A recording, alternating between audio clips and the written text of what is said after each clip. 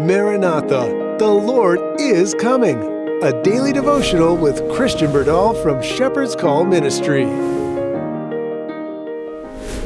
Maranatha, dear friends. I hope you have been blessed by God today and this last week, this last month, since the beginning of the year. And every day, if we move forward with the understanding that God is for us, who can be against us? Amen? Let's have a word of prayer. Father in heaven, Lord, we ask that you would bless us now.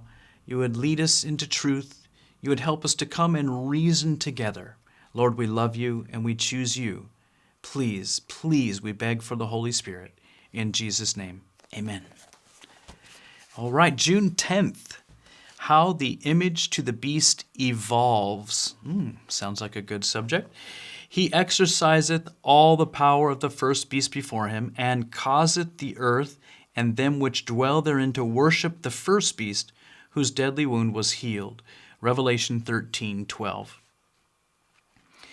In order for the United States to form an image of the beast, the religious power must so control the civil government that the authority of the state will also be employed by the church to accomplish her own ends.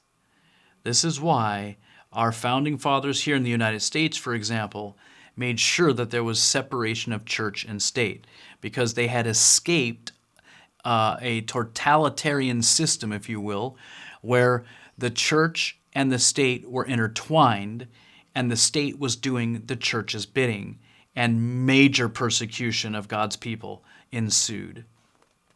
The, quote, image to the beast represents that form of apostate Protestantism which will be developed when the Protestant churches shall seek the aid of the civil power for the enforcement of their dogmas. There it is. When Sunday observance shall be enforced by law, not if, when it will be enforced by law, and the world shall be enlightened concerning the obligation of the true Sabbath, then whoever shall transgress the command of God to obey a precept which has no higher authority than that of Rome will thereby honor popery above God. He is paying homage to Rome. Who? The one who is not keeping the spiritual Sabbath day. We're talking here at the end of time. He is paying homage to Rome and to the power which enforces the institution ordained by Rome. He is worshiping the beast and his image, to be very clear. As men then reject the instruction which God has declared to be the sign of his authority, and honor in its stead that which Rome has chosen as the token of her supremacy, they will thereby accept the sign of allegiance to Rome, quote, the mark of the beast. Mercy. It is not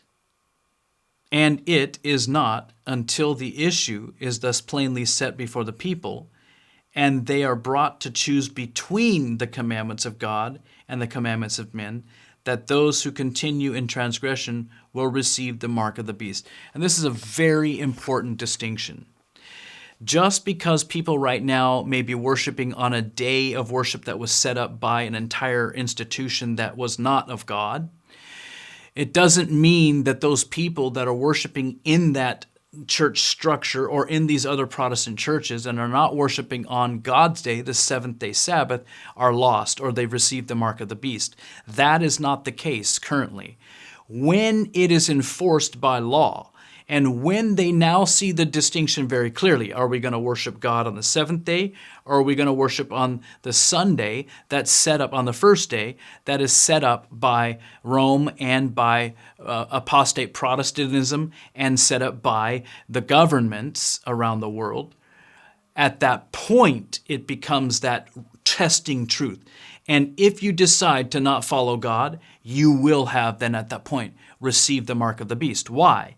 Because you're saying, I believe that the beast has put his mark, his seal, if you will, on this day, and I will worship, no matter why you're doing it, but I'll worship on that day. At that moment, you have received the mark because of what you now believe.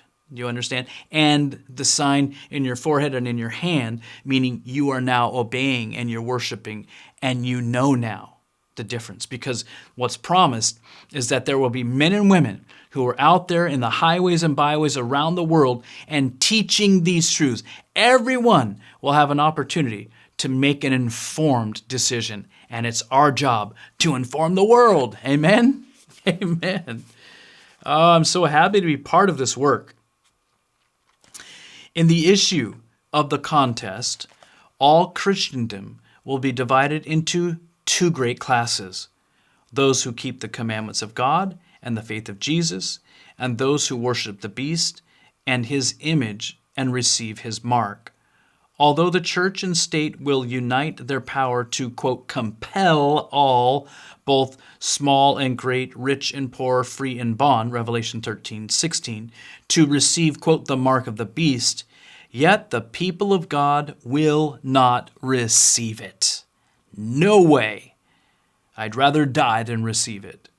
The prophet of Patmos beholds, quote, them that had gotten the victory over the beast, and over his image, and over his mark, and over the number of his name, stand on the sea of glass, having the harps of gold, and singing the song of Moses and the Lamb of Revelation. Revelation 15:2 and 3. Friends, do not ever become involved with the mark of the beast, but rather seek for that beautiful seal of God when God is reproducing his character in our minds and our hearts. Do you want that? I want it with all of my heart.